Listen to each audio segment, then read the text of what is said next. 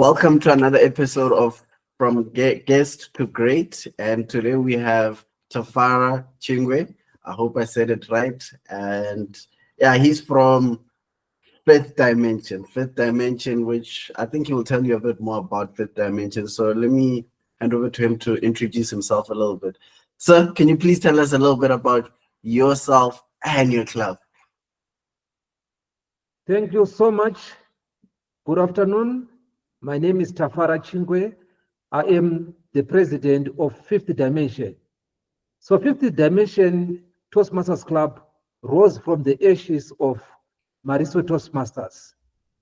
We were given a notice at Mariswe Consulting to vacate the offices, and then we had to look for another venue.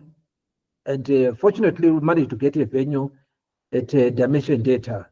And then that's why we had to call it Fifth Dimension. But other than that, what we do at our club is we take you from the first dimension to fifth dimension of leadership, of public speaking. And we do that within a period of 3 months. You'll be a proficient speaker.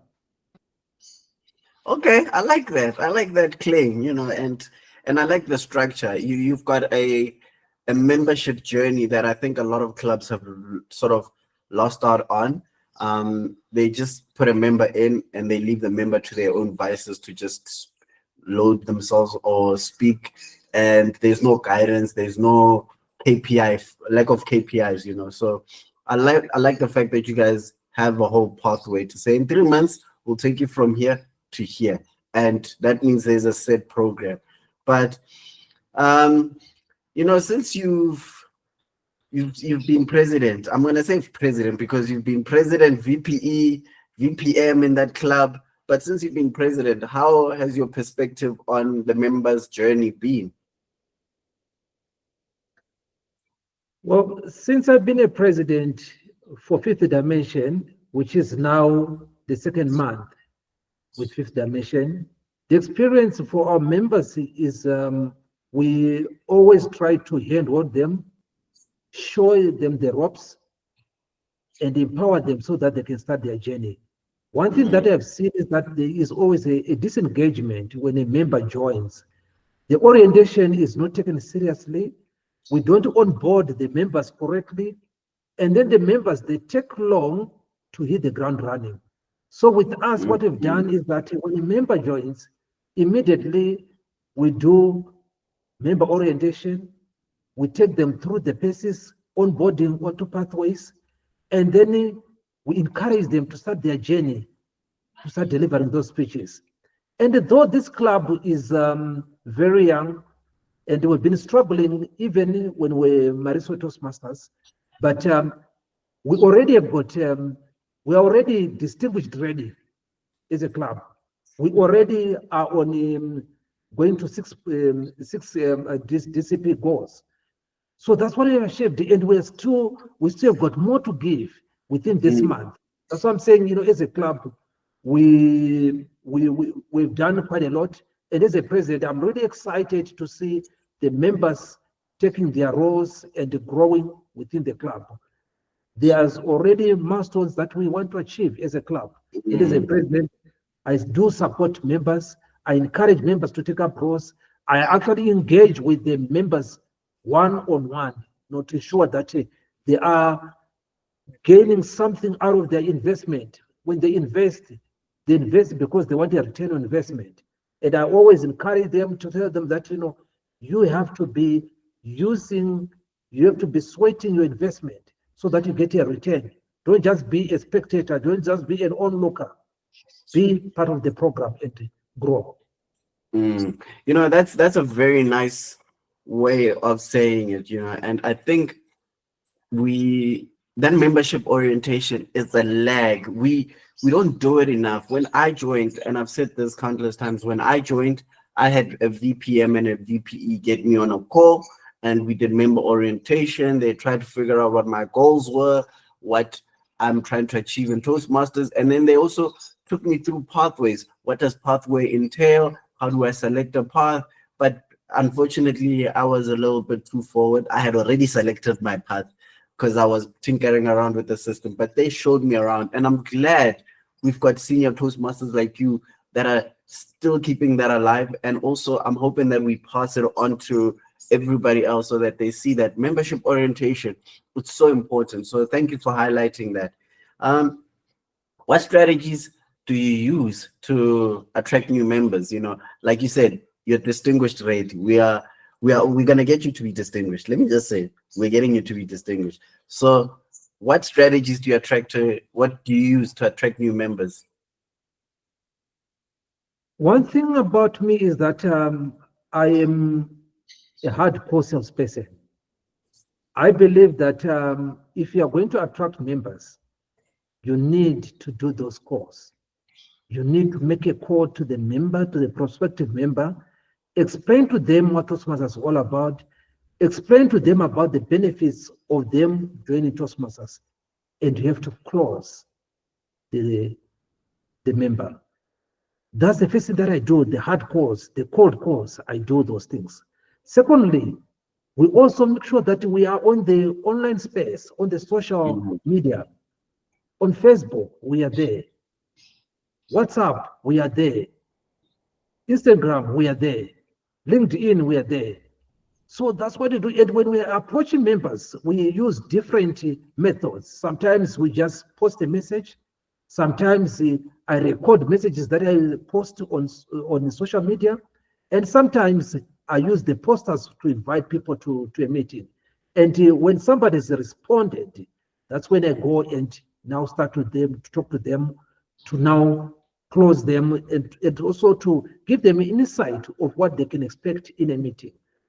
Then the other thing that I use is that there are other members that have been part of the club and they've left some years ago. I also reconnect with them, revisit them, and check what they are doing and whether Toastmasters is something that they would want to use to grow their career or to grow their social presence, So I do all those things. And the strategy here is that always engage with guests, with the members, with everybody. If a guest comes to your club, make a follow-up. How was the meeting? Did you enjoy it? And also post them what we call a member guest pack that explains what Toastmasters is all about, so that they get that insight and interest of what it means to be a Toastmasters. Because sometimes we leave this we leave this whole process open without engaging the members, the guests. And because of that, we then get a high number of guests that visit our club, yet our close ratio is very low. Yes. So we were engaging them to ensure that we close these guests, they become Toastmasters. Even if it means becoming Toastmasters in another club, the most important thing is always ensure that you engage your guests. So those are the strategies that I use, that are, multi-pronged, multifaceted. The whole thing here is to ensure that people know about Toastmasters and know what Toastmasters can do for them and in them. No, you know what? You couldn't have said it any better, and I love that. And for me, continuously engaging members, continuously engaging them. If guests, that's how you have to make contact 7 times. I think there's a study that says when a person sees something 7 times, after the 7th time, they've made a conscious decision. Yes, I'm doing this. So you have to continuously try and engage them as much as possible. And I love that. The other thing that I've seen is, I don't know whether you guys were responsible for this. I'm going to segue a little bit and talk about Morningside, but I've seen this at Morningside where they've got Friends of Morningside WhatsApp group, where it's all of the visitors that joined or meeting, but they're not ready to join the club yet. So they put them in this WhatsApp group and they create this FOMO where when somebody who is a guest who becomes a member, they say, we're taking somebody out of the group because they're now a member of the club. that excitement. I don't know whether, that's some of the things that I've seen. And I think because you, Jay, Anthony, Lebogang, JJ, Liz, I think also there's a group of you guys. I think there were 7 or 8 of you guys that revived Morningside. So, I always say that's a good initiative. And everywhere I go, I'm like, we must copy that WhatsApp group. I'm copying it. So Exactly. so now tell me about Morningside. We're gonna go into Morningside. I was like, what you guys did with Morningside was quite interesting. And are you able to share with us a little bit of how you guys managed to achieve that? Well, with Morningside, it was we were driven by the need to turn around the club, to establish a new culture. You remember that at Morningside there were a bit of squabbles within the committee. There was no coherence within the committee, and when we took over, we wanted to change that culture, to bring in a new, different culture.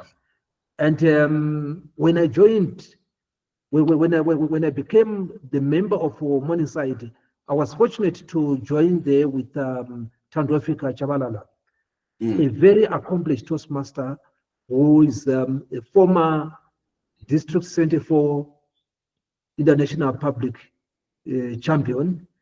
And because of that, we then sort of had brainstorming to say, how do we take this club forward? What do we need to do? We revived the bank account that had gone dormant. We then had to be on the social media to invite more members.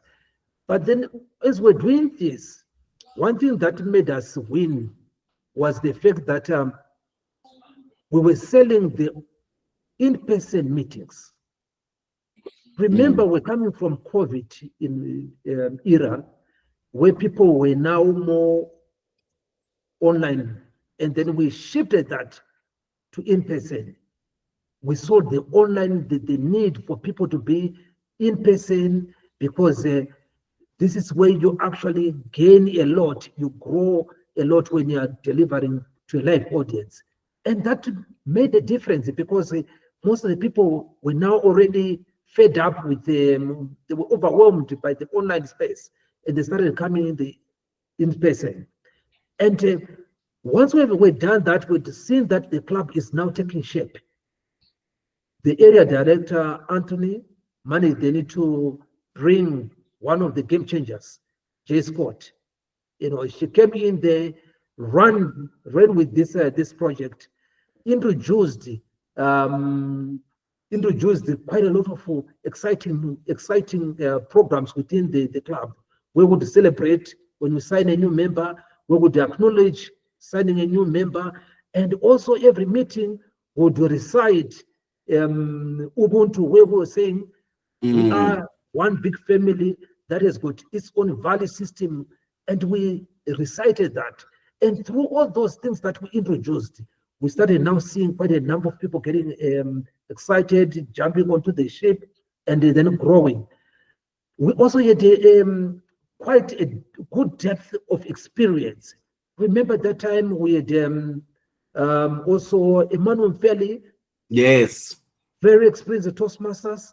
Liz came on board with the Chamon Kombe. These were experienced Toastmasters that were assisting us.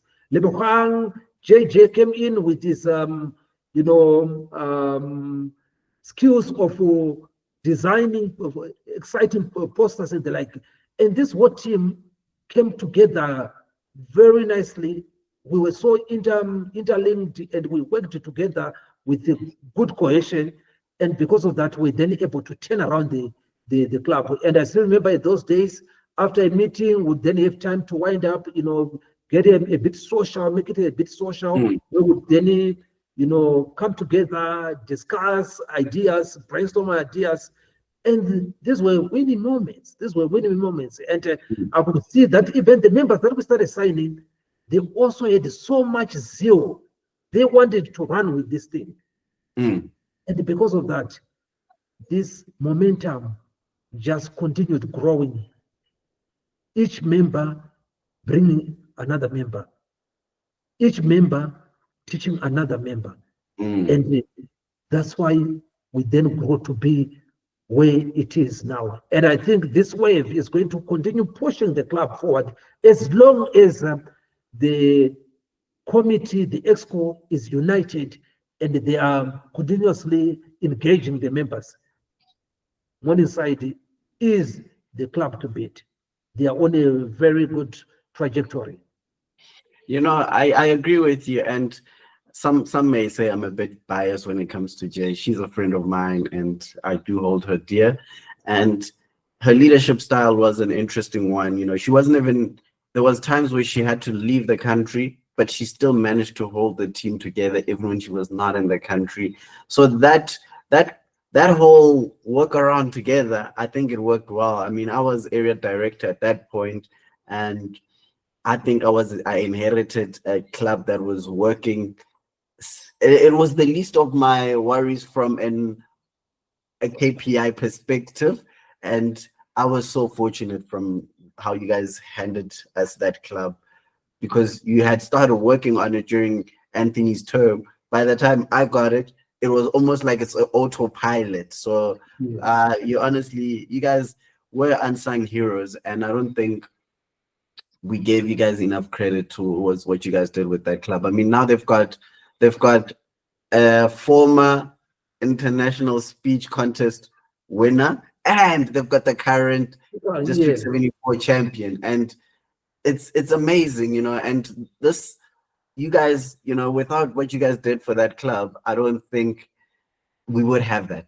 You know, that would have been a lost potential, because that young gentleman is amazing when he speaks. You know, I want to interview him because he's amazing. He's an amazing speaker. And so firstly, I would like to say thank you for the work you guys did for that club.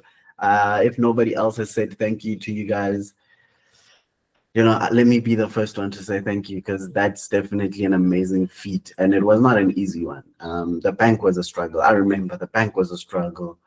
The membership at some point were like, are we ever gonna get it right? You know, but you guys did. It got 10 out of 10 in the first after being revived, and this year they look like they're also on the way to getting 10 out of 10 goals. So congratulations, guys.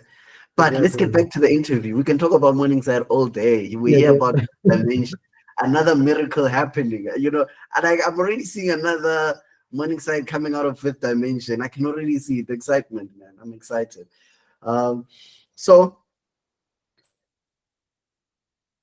how do you know, what are the biggest challenges you faced in terms of retaining members? This is something that I think the whole district suffers from, but each club has their own challenges. So what challenges have you faced in retaining members, and how are you addressing them? Well, the challenges that we face in Toastmasters, especially when it comes to retaining members, is the fact that members are not able to connect the Toastmasters, their work life, or to their social life. There is this disconnection. So they come into Toastmasters, they want to be proficient speakers. But then you ask them, why do you want to be a proficient speaker? They just want to be a proficient speaker. So if there's this disengagement between your Toastmasters journey as a member and your career, then you will not be able to stay in Toastmasters. But if there is that linkage, you know, there's this connection between your Toastmasters journey and your career or your social life, then you'll not be able to leave Toastmasters. So, for example, with myself, I was working as a recruiter, you know, engaging clients, engaging members, engaging candidates as a human resources recruitment, you know. At that time, I needed to push myself a bit higher. I needed to up my game because I needed now to get more clients, get more candidates. And it was only through Toastmasters that I could unleash my voice and be confident to face clients and give a value proposition to clients. Toastmasters then helped me to be able to do that. And through Toastmasters, I then was able then to leave my corporate job and start my own consulting company. You see, this now the linkages that we're talking about. So because now I started my own company, I need more Toastmasters to continue building my business. So there is now this interrelationship that is there. There is a quite a good, closely knit need here. So this is where most of the members get lost. That what is in it for me in terms of my career. How can I unlock my career through the power of confidence and the power of communication? They can't relate that. And once they've delivered 2-3 speeches, then now life happens. And when life happens, they then tend to drop Toastmasters. Not knowing that when life happens, let it happen and get back to Toastmasters. Because the Toastmasters then, what is going to propel yourself to the next level is what is going to, is the oil that you need, is the fuel that you need to carry your career to the next level. Because in each and every career that you've got, you are mostly likely going to be a manager, you are most likely going to be in a very influential position. And how do you lead when you have not learned to lead? Toastmasters is what gives you the wings to be able to lead. I think I agree with you. It's one of those things where I don't like it, where we've created a life outside of Toastmasters and we come to escape that life within Toastmasters. And instead of making Toastmaster enhance our other lives. And in my other home club, we've said, what, there's professionals in this space. And I would like these professionals to talk more about their businesses, educate the rest of Toastmasters. And that's what we are doing. And we're trying to give people a purpose to say, this is what you are a professional in. Let Toastmaster knows. Like you're in recruitment. I should know that you're in recruitment.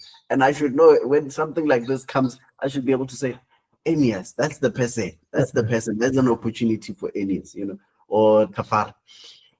So that's the mindset switch that I'm glad you're addressing, and I hope you can get more and more people to actually see it that way.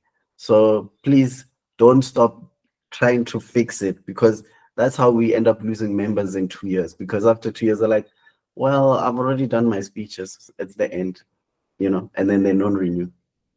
Exactly. So thank you for that, and I love it. So you guys heard it.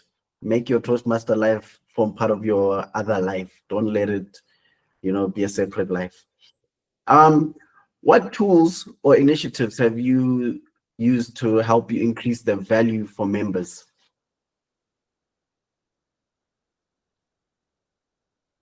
Well, in terms of increasing the value of members, what we've done purposefully is to ensure that members,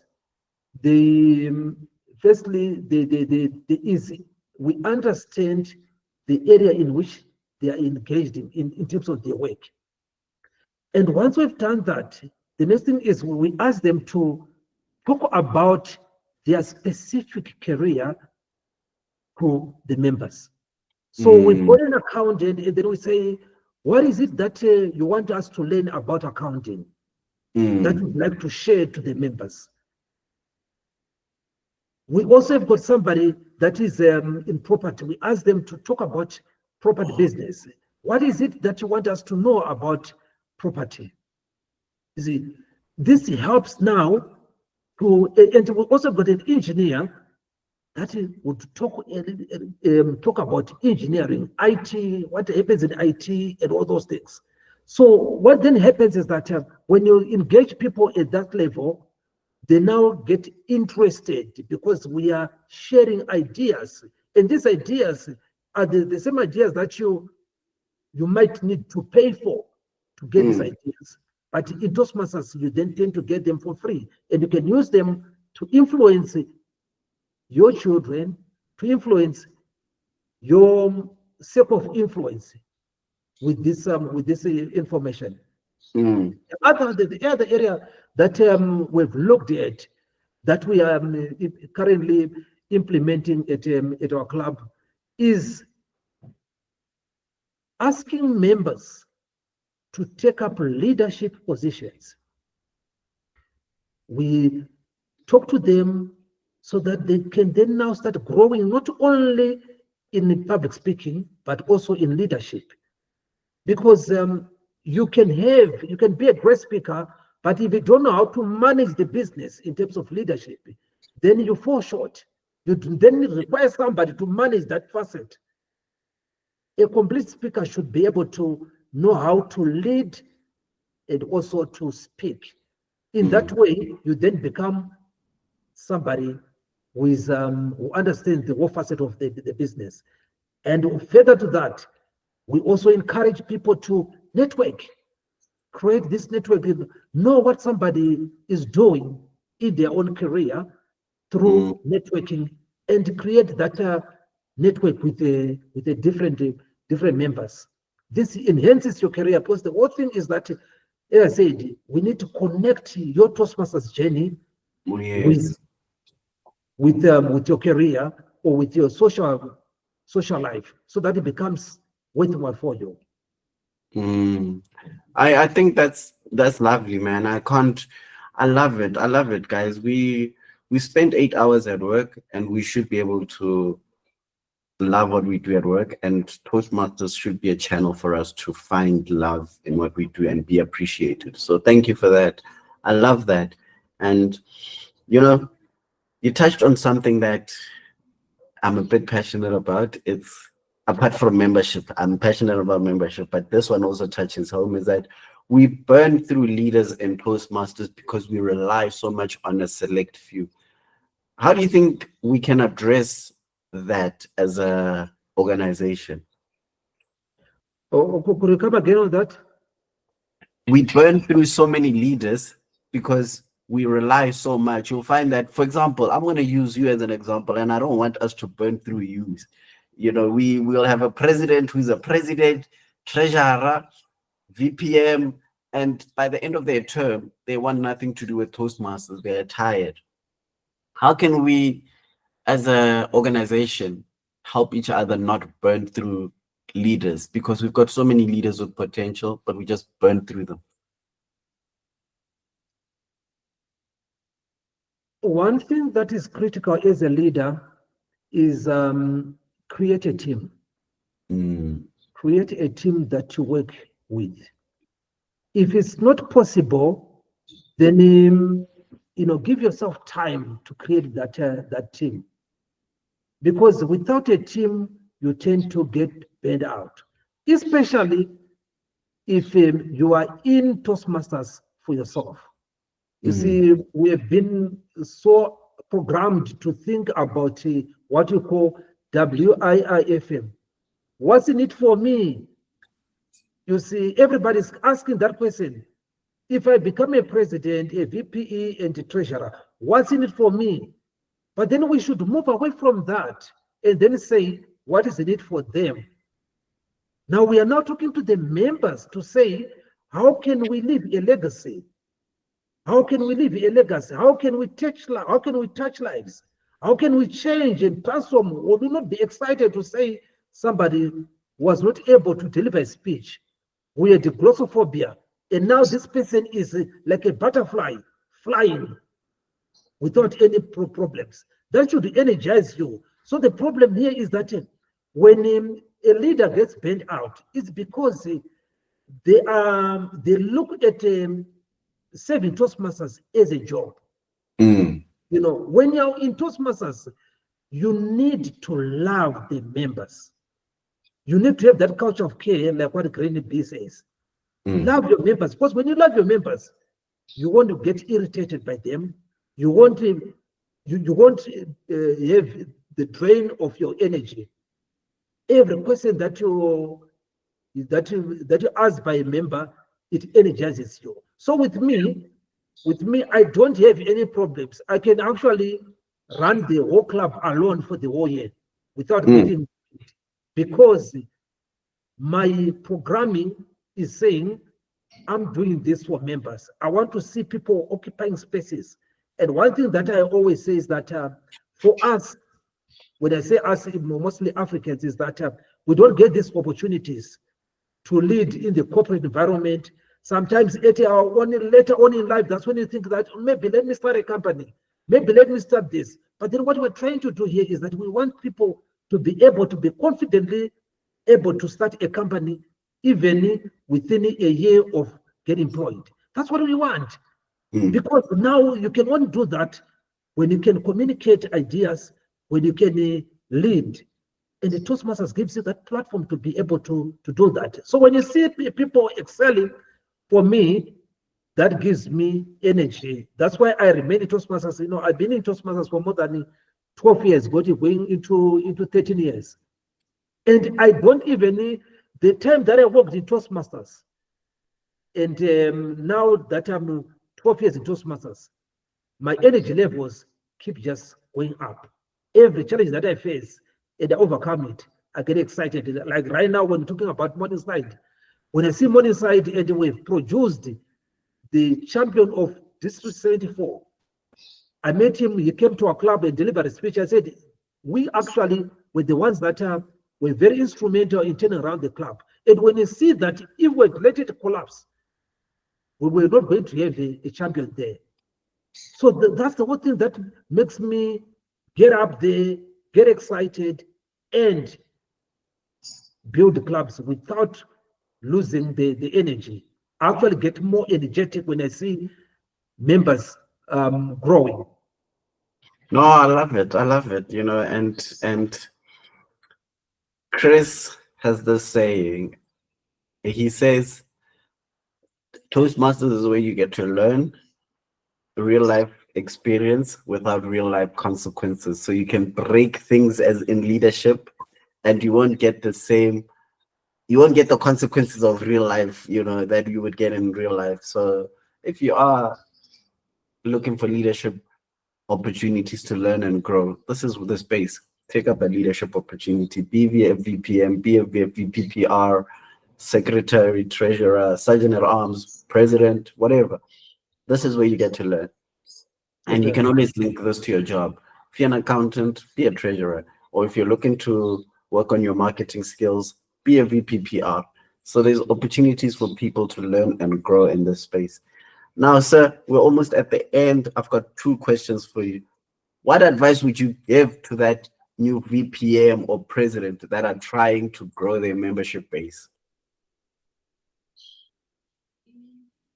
To the VPM who has just moved into this role, one thing that you can be confident about is that Toastmasters has got tools that you can lean on that can help you to get members. So you need then to go for training. The training is coming very soon. This will set up for your journey. It will give you the nuts and bolts to be able to navigate in that role. So Toastmaster will not leave you alone, if I should put it that way. It will engage you. It will give you the tools. So you don't need to be afraid that I've never led somebody before. I still remember when I joined Toastmasters, I became a VPM after 3 months. And then I was told the same story that Toastmasters will never leave you alone. You get empowered, you get trained. And I went for training, and I went for the second training. I actually went for quite a number of training. And then from there, I started enjoying. I started now being able to come out of my shell and convince members to be part of the club. After that, I then became the president. And again, I went for training. So that's the good thing about Toastmasters. It's a network that you just need to rub with each other, get ideas from each other, cross-pollination of ideas, and then you become the best leader in Toastmasters. So as a VP, as a VPM, you don't have to be worried. Everything will be provided for you. You are going to be spoon-fed, if I can put it that way. All you need to do is to take the material and use the material to build the club. No, I think I love that. Thank you for that. And so you you were the last president distinguished division director for this division that I'm part of and that I love. And it was tough. I think you drove your area directors hard. You drove your area directors hard and they achieved their goals. So my last question to you is, what parting gift would you give to the incoming division directors? What would you say to them? To the incoming directors, I always have a philosophy, a leadership philosophy that I use, is that as a leader, you need to embrace what I call 3H total leadership philosophy. So what is this 3H total leadership philosophy? Is that whenever you are leading, you lead with your head, you lead with your heart, and you lead with your hands.